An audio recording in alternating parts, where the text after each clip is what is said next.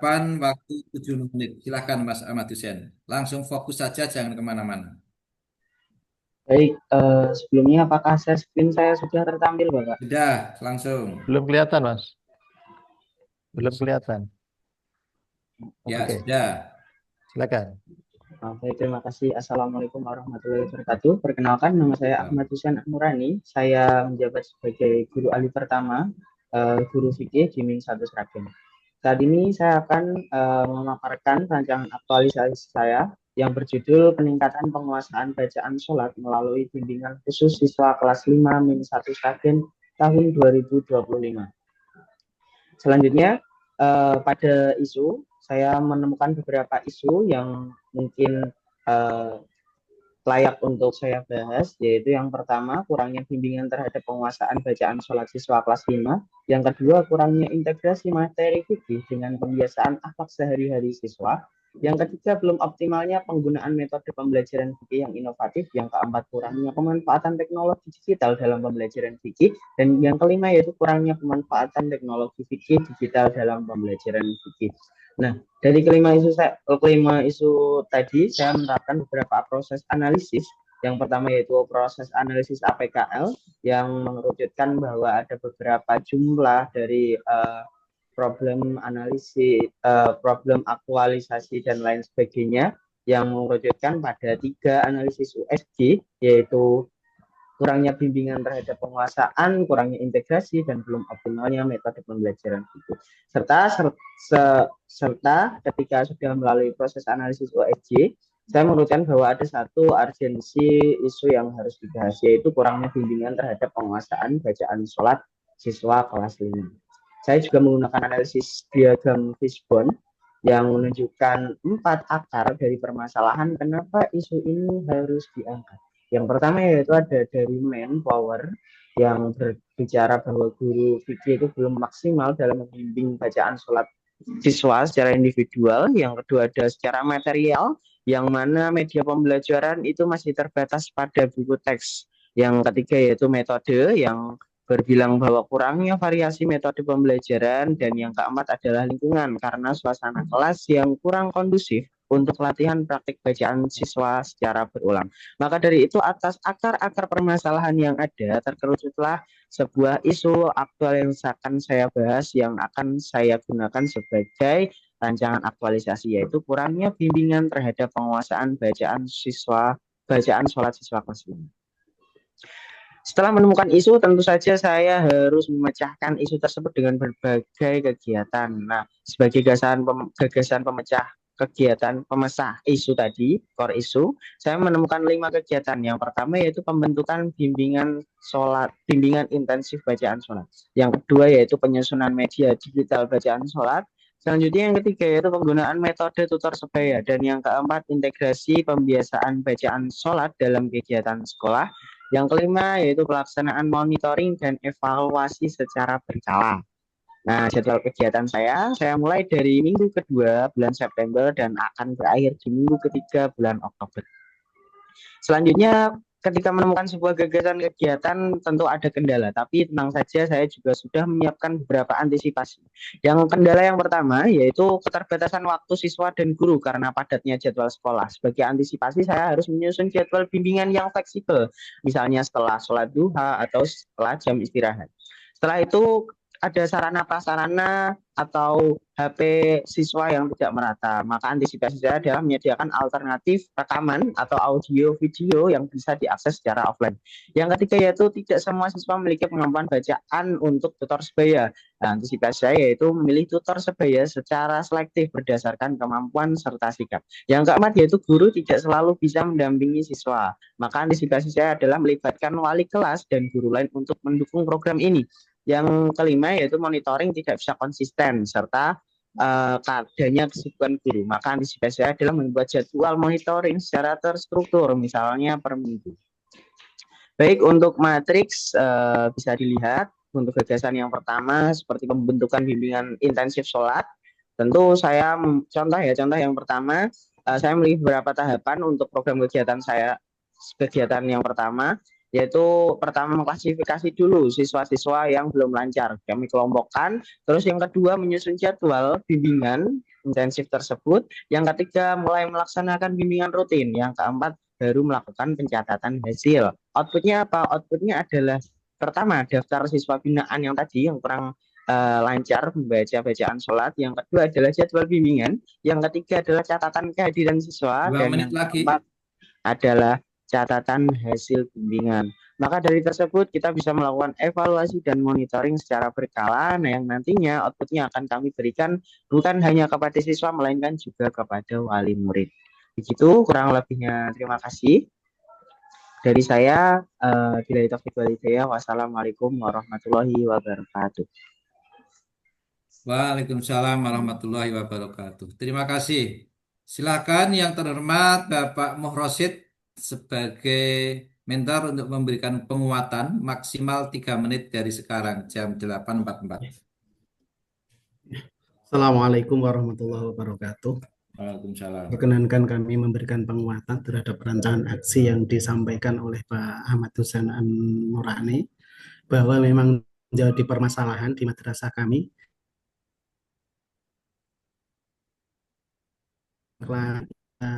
bacaan sholat dari sejak takbiratul ihram sampai salam.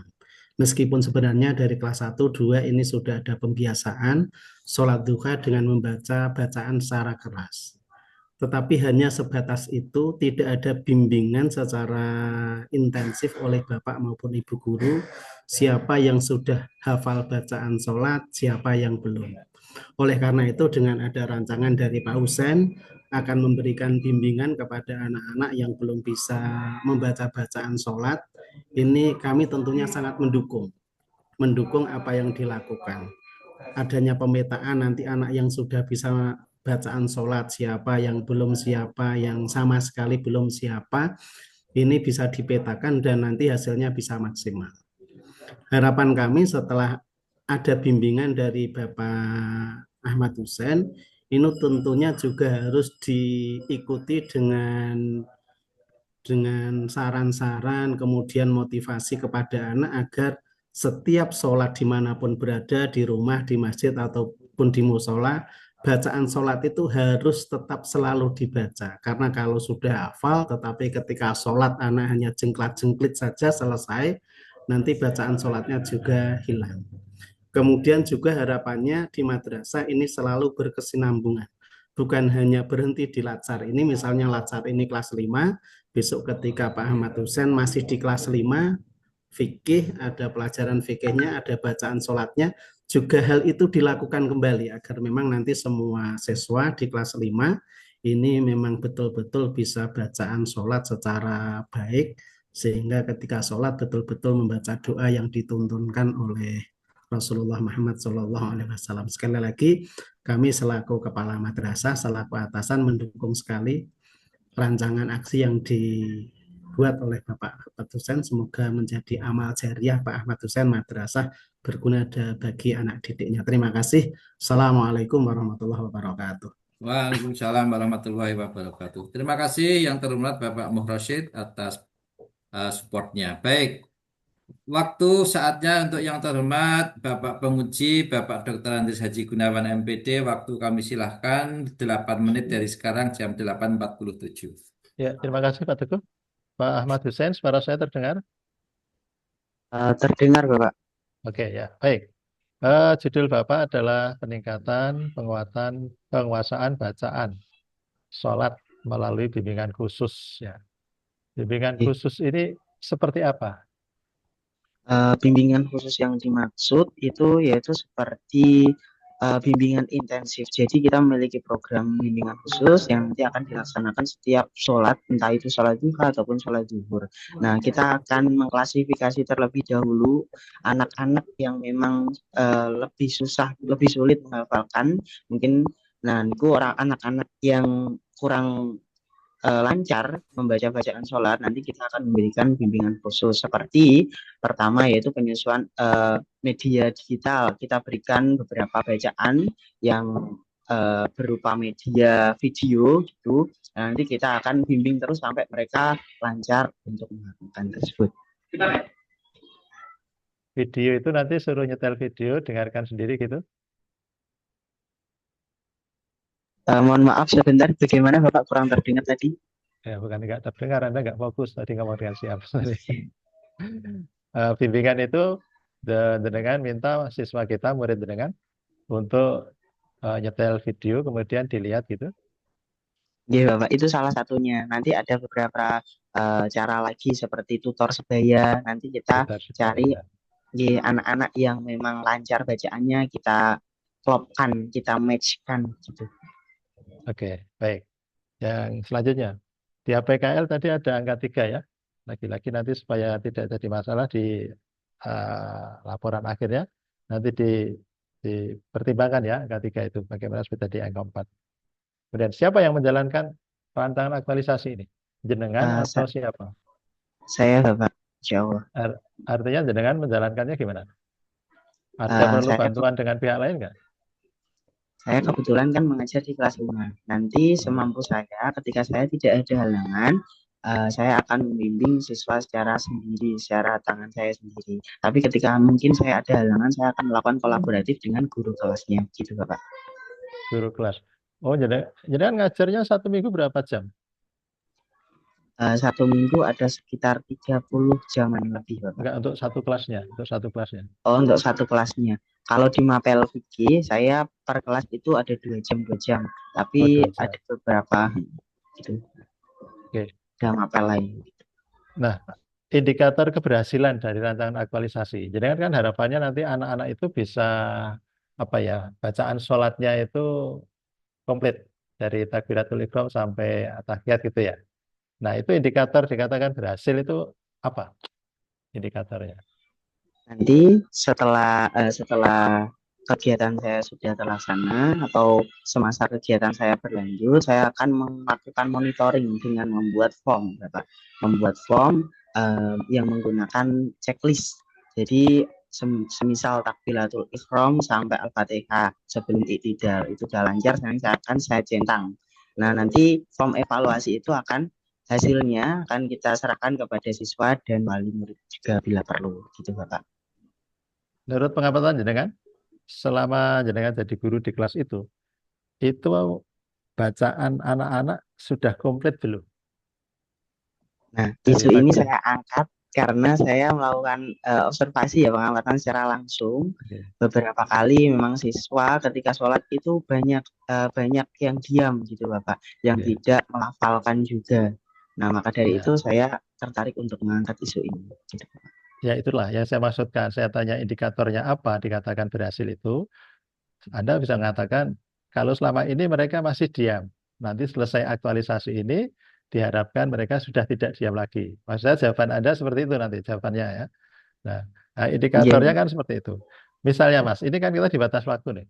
Rancangan aktualisasi itu nanti diaktualisasinya, diimplementasinya, di pelaksanaannya di kelasnya itu diberi waktu hanya 1 bulan.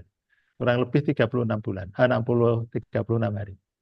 Jadi sudah memperhitungkan bahwa 36 hari itu bisa selesai dilaksanakan RA ini dari rencana, pelaksanaan, evaluasi, bahkan laporannya.